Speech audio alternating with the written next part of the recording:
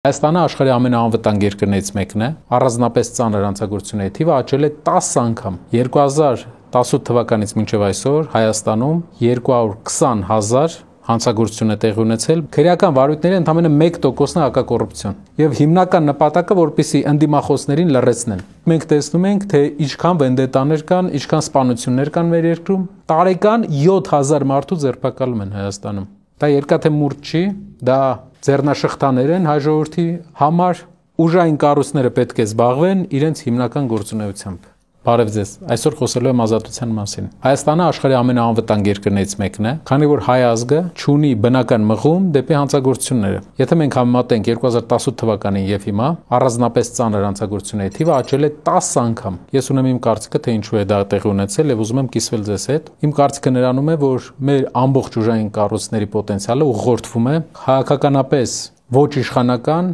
ուժերի, գործիչների, գործարարների եւ մարդկանց դեմ, մինչեւ 2018 թվականը 7 տարվա ընթացքում Հայաստանում եղել էր 100,000 հանցագործություն։ 2018 թվականից մինչեւ այսօր Հայաստանում 220,000 հանցագործություն է տեղի ունեցել, բացվել է քրեական վարույթ։ Մեր օպոնենտները կասեն, որ այդ քրեական վարույթները նրա համար են ստեղծվել, որ հակակոռուպցիոն պայքար է, կոռուպցիայի դեմ պայքար է։ Տարվա կտրվածքով, օրինակ 2024 թվականին քրեական վարույթների ընդամենը 1%-ն է հակակոռուպցիոն։ Այսինքն ինչ է կատարվում Հայաստանում։ Եթե դու օրինակ ապրում ես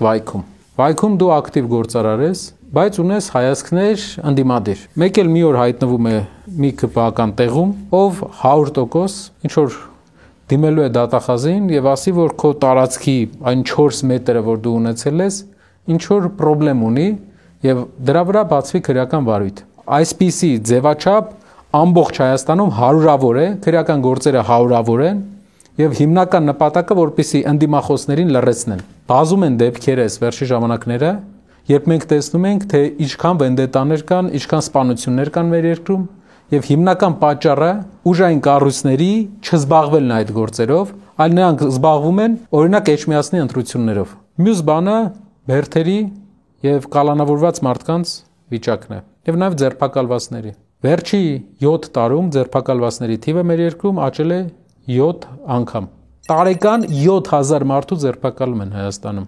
Իսկ 2018 թվականին իրենց առաջի տամ ընդամենը 900 հոգի էր ձերբակալվել։ Մեզ ցույց են տալիս երկաթե մանդատ։ Անգամ աշխատանքային ժամին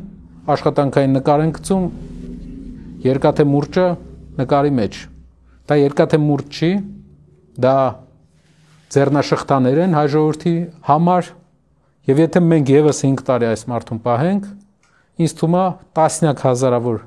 նոր մեր հայրենակիցներ իրեն ձեռքին ունենալու են այդ ձեռնաշղթաները։ Վստահեցնում ենք ձեզ, որ հավասարակշռված կառավարությունը իր հիմնական գործունեությունը, հիմնական աշխատանքը տանելու է ազատություն ապահովելու վրա,